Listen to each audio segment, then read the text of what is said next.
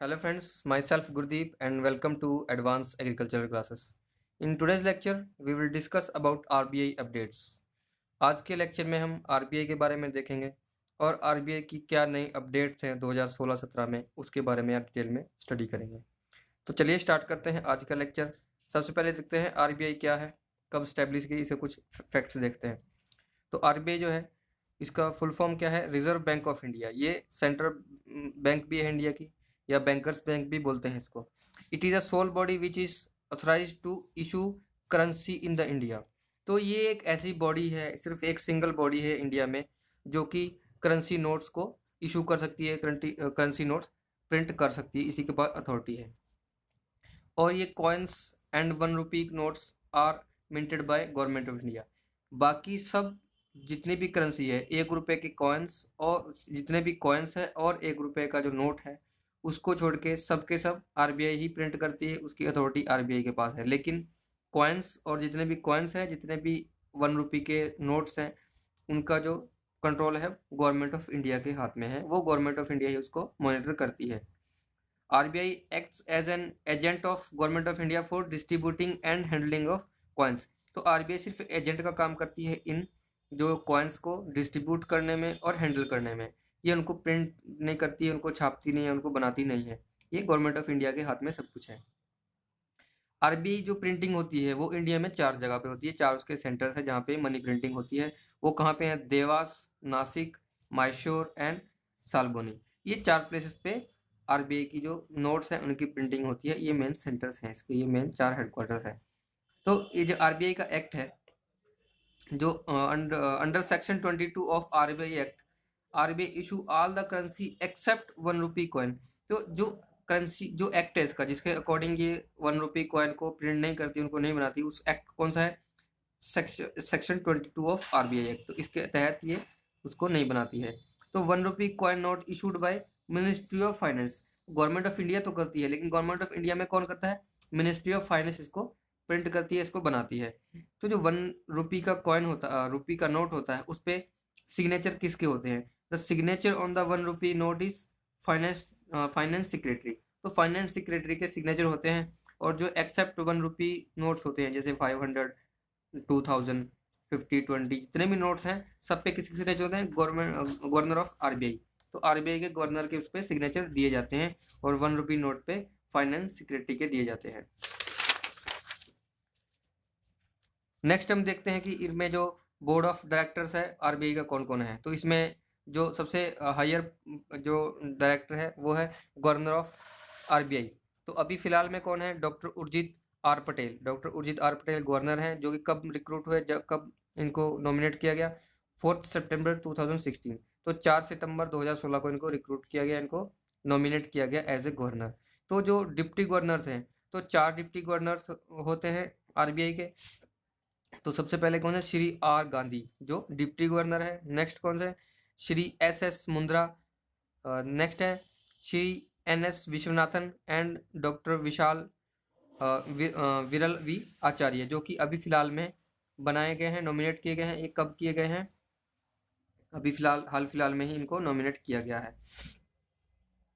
तो जो ये जो जितने भी डिप्टी गवर्नर्स हैं वो कौन से एक्ट के अंडर है? Nominated under the act sector 8 first C of RBI act 1934। इसके तहत इनको रिक्रूट किया जाता है।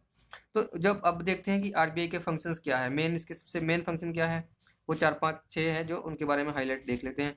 सबसे पहले है मॉनेटरी अथॉरिटी। तो monetary authority means formulation, implementation and monitoring the policies. जितनी भी money related, economy related policies आती हैं, वो सब की मॉनिटरिंग आरबीआई ही करता है। तो इसका ऑब्जेक्टिव क्या होता है? To maintain the price stability.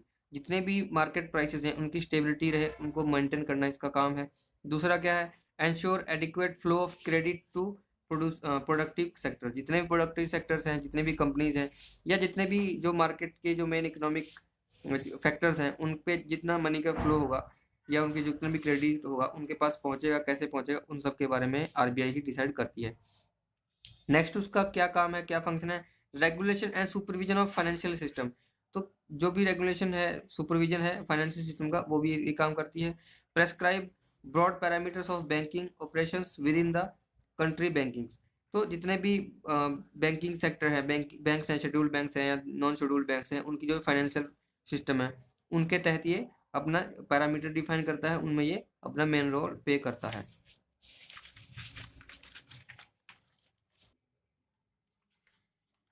जो नेक्स्ट फंक्शन है उसके बारे में देखते हैं। तो नेक्स्ट फंक्शन कौन सा है? Manager of foreign exchange. जो जितना भी फॉरेन एक्सचेंज होता है उसको मैनेज करता है। The foreign exchange is managed by RBI in under the act of 1999। तो नेक्स्ट उसका क्या फंक्शन है? Issue of currency. तो करेंसी को इशू करता है, ये आरबीआई का मेन फंक्शन है, जिसमें मनी प्रिंटिंग करता है, मनी इशू करता है, कौन से नोट चलने हैं, बंद होने हैं, सब आरबीआई ही डिसाइड करता है। हाल ही में जैसे डीमोनेटाइजेशन हुआ, इसमें भी आरबीआई का जो आरबीआई ही पूरा उसको रेगुलेट किया है। और उसके बाद जब भी अभी शायद आपको पता होगा, मैं आगे डिस्कस भी करूँगा कि जो भी उस पर आरटीआई लगाया गया था कि हमको डीमोनेटाइजेशन एक्चुअली क्यों किया गया, उसको आरबीआई ने मना कर दिया है कि हम उसको रिवील नहीं कर सकते। आगे पॉइंट्स में मैं डिस्कस करूँगा इस सब को भी। तो इशू ऑफ करेंसी। तो इशू ऑफ करेंसी में क्या कर सकता है? Issue and exchange of currency. Currency को इशू कर सकता है, इसको एक्सचेंज कर सकता है, ओल्ड नोट्स या जो भी है, या जैसे डिमोनेटाइजेशन हुआ उसके बाद जो करेंसी का चेंज हुआ, तो उसमें चेंज के कारण जो भी उसमें एक्सचेंज हुआ, मीन्स कि लेन देन हुआ, उसमें अब बदलाव हुआ कि हम ये करेंसी लेके दूसरी उसके बदले देंगे, तो वो सब एक्सचेंज जो है वो आरबीआई का वर्क है। देन नेक्स्ट क्या है? Destroy the currency and coins not fit for circulation.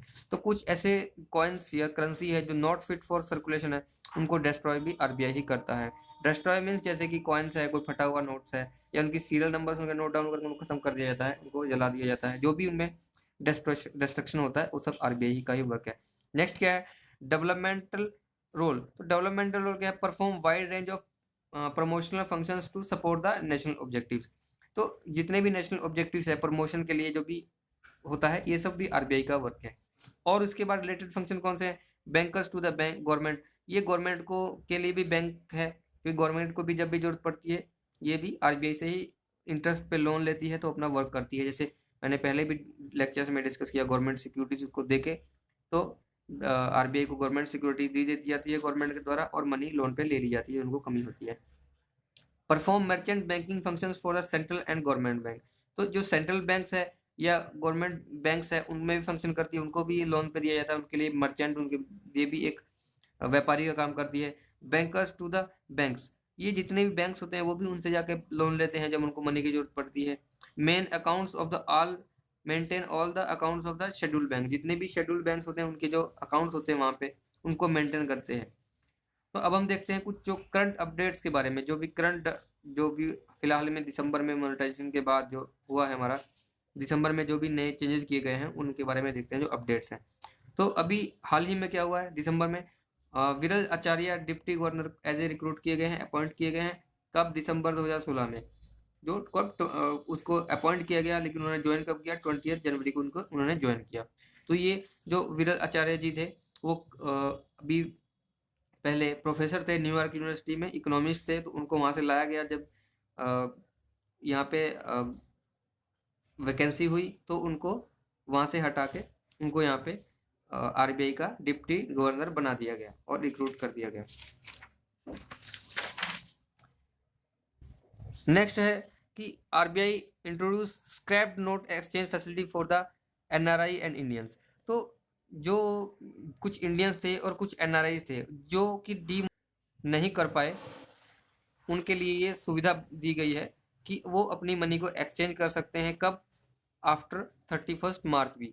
तो पहले क्या था कि जो जो मनी एक्सचेंज का था वो बोला गया था कि आप 31 दिसंबर तक चेंज कर सकते हैं 500,000 के नोट्स, लेकिन फिर उनको क्या किया, डीमोनेटाइजेशन के बाद उनको बोल दिया गया कि आप 2 जनवरी से 31 मार्च तक आप सबमिट कर सकते हैं मनी को, जो कि इंडिया में रह रहे हैं।